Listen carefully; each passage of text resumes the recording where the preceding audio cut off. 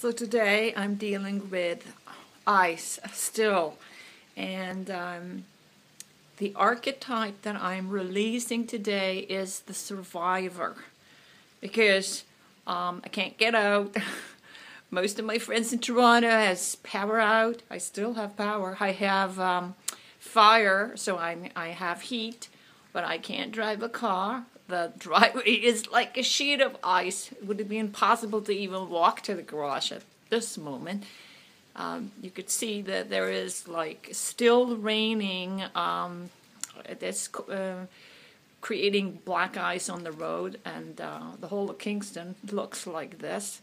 Anyway, I want you to know that I am letting go of my survivor archetype. I'm mastering it right now. Look at these ice formation. It just happened overnight, and there's like a sheet of ice on them. Thank God for the fire in my house. I'm so grateful to have warmth. And I also have my angel watching over me.